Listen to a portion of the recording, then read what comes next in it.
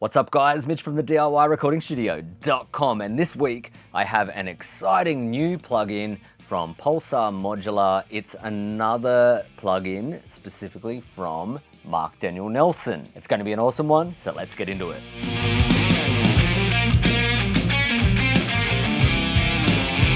So welcome back to the channel, and we have an exclusive plugin release today, and it's so exciting because it's a tape emulation plugin. And I've used a bunch of tape emulation plugins, but this plugin is something very, very different. I think what Marc Daniel Nelson and the people at Pulsar Modular have done is something really exciting. I can talk about it forever, but let's jump into a session and have a listen to what it actually sounds like. So I've got a session here, and it's from a band you might all be familiar with. They're called Krankwalk. Here's an unreleased track.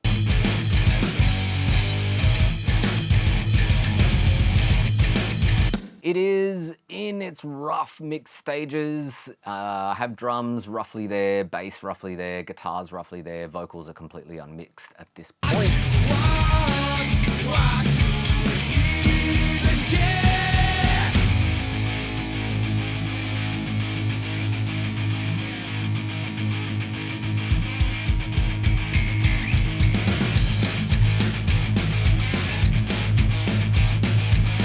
And if you're wondering how I got that mix sounding so nicely wide and this depth to it, well, I'm going to show you because this new plugin is largely responsible for that. And I'm going to show you how. So first up, I'll solo up drums.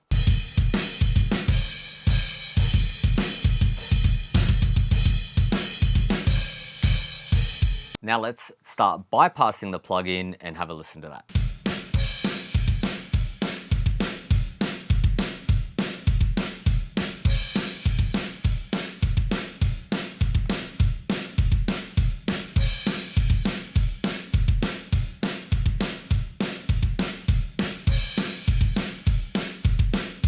Now, did you guys hear that? What I'm hearing is this width and depth that comes out of this plugin being engaged. This plugin is based off Marc Daniel Nelson's own 821 tape machine. It's a 2-inch tape machine that he uses in his studio. Before Marc Daniel Nelson acquiring this particular tape machine, it was actually famously used on Pink Floyd's The Wall and Steely Dan's Asia. One of my favorite albums of all time, Fleetwood Mac's Rumours album, it was used on that as well. And if they're not awesome enough albums for you, there are many more that this tape machine in particular has been used for. Now, I was lucky enough to have a chat with Marc about this plugin, and what he described to me was that this tape machine has no transformers in the circuit, and basically when the creator of this tape machine was looking to develop a more transparent version of a tape machine, he was trying to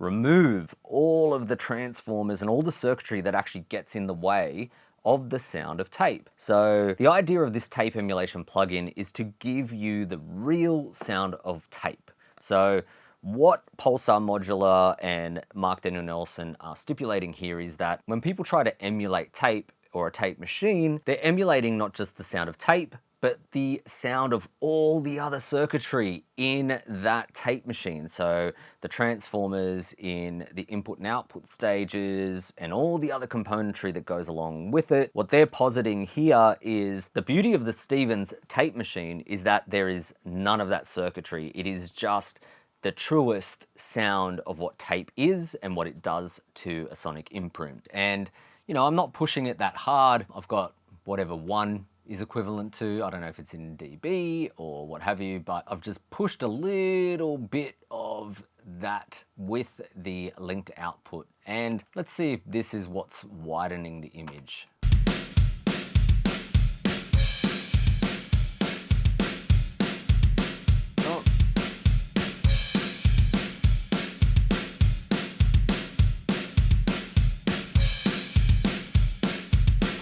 Maybe a little bit. Maybe this button does something with the widening. There's no instruction manual on this available yet, but what I hear immediately is width is added. And I've used widening plugins and stuff many times, and this seems to do it in quite a nice, pleasing, natural way, which I'm digging, especially on drums at the moment. And it also seems to do that thing where it bumps the low frequencies up a bit as well.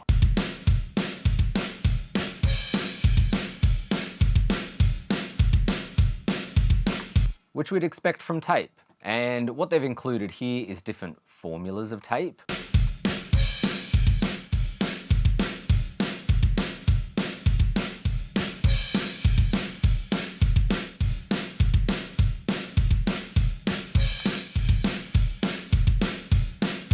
I think the 900 sounds a bit beefier and a bit more saturated maybe. Comment down below if you're hearing something different, but they're the different formulas of tape. And if you're an expert on tape, which I admittedly am not, let me know what the difference is traditionally with the 900 and the 456 tape formulations. If you know what those tape formulations sound like, let me know in the comment sections down below. I'd be really interested to know what those actual differences are. Now, something everyone should be familiar with is inches per second, or IPS. And the less inches per second, the more you get usually on tape a low frequency bump.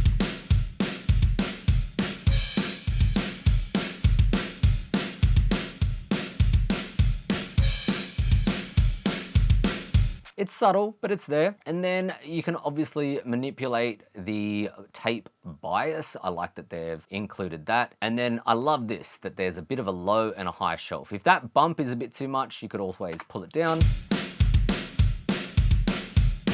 Or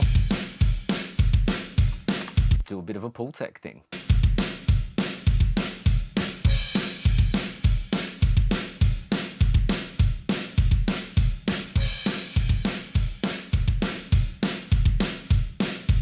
Now that is really starting to transform the drums, like a little bit of EQ, that tape, that width, that saturation, and then just a little bit of low and high shelf. Damn, that's sounding awesome. Let's hear it in the context of the mix, the most important thing in the context of the mix.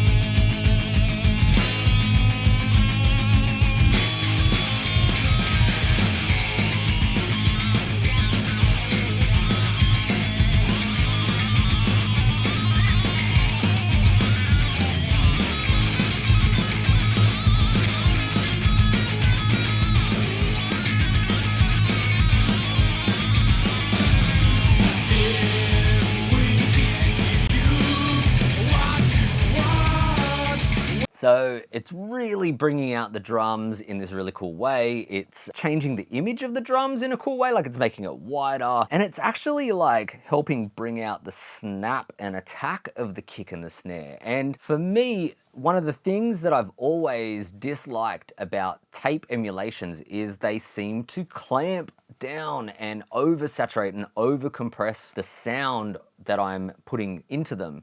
So for drums, I don't find them a pleasing thing sometimes because they just hammer the transients too much. But this is doing what they said it would do. Like, it's really opening up the drums and it's making it nice and wide and it's increasing the depth. Now, depth to me is it bringing up the room sound, and maybe that's a form of saturation or compression that's helping to lift the room mics and stuff in the context of the drums, but it's definitely making it sound deeper, bigger, wider, all the things you want, right? Like, who doesn't want more of that? Let's have a listen now to what it sounds like on the overall mix bus.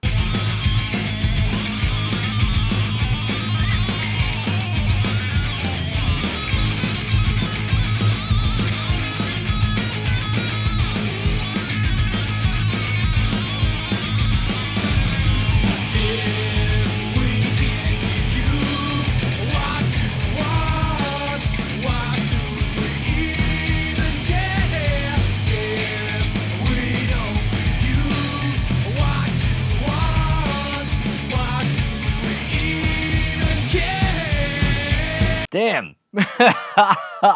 Same thing again, just really in a pleasant way widening the mix and really like adding some depth and some character, bringing up those guitars. Yeah, it's actually doing something that I like in a mix, something that I would chase in a mix. It's really cool. Like, I'm actually Really, really impressed with this. When Marc and Pulsar reached out to me to do this, one of the first things I actually said was, I haven't ever used a tape plugin that I like. And I'm not gonna, like, no bullshit. Like, I've used heaps of tape plugins. I never really like them.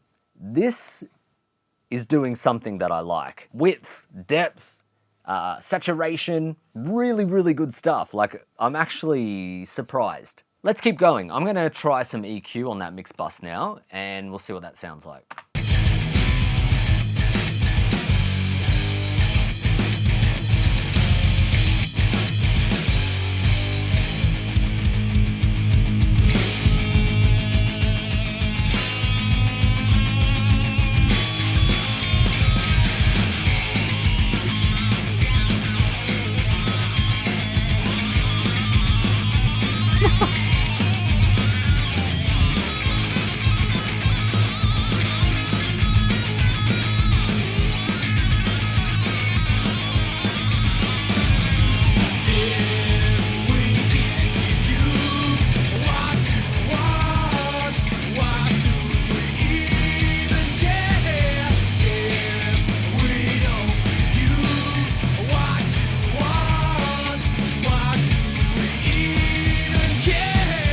Crazy, like really adding something useful. I love the idea of having those two shelf EQs that are really just bringing up the highs and lows in a pleasant way. Really kind of doing that Pultec thing. That width and that dimension and saturation that the tape plugin is adding is really good, like really impressive stuff there. Whilst the plugin itself has those options, it also has more going on under the hood here in the form of modulation and tape delay. Now, most of you might be familiar with the fact that in old tape recordings, they would use tape for delays and use tape for flange and other modulation effects. It's one of those cool things you can do with the tape machine, so it's nice to see they've added that, and other plugins have them too. Let's jump in, add it to some tracks, and see how that sounds as well. Our lead guitars.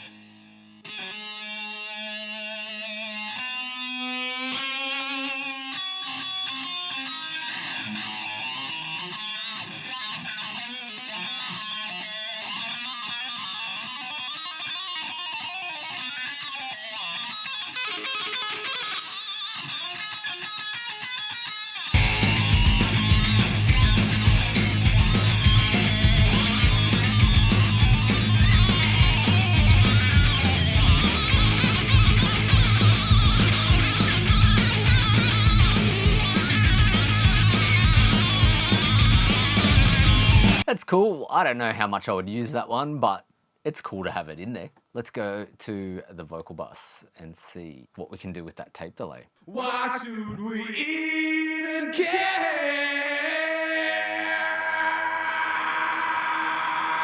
Go!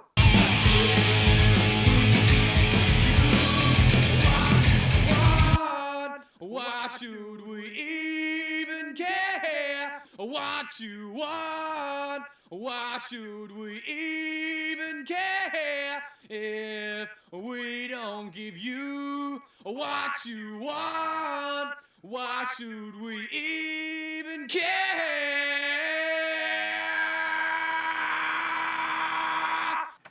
Awesome. Loving the use of these filters here. It's a good sounding tape.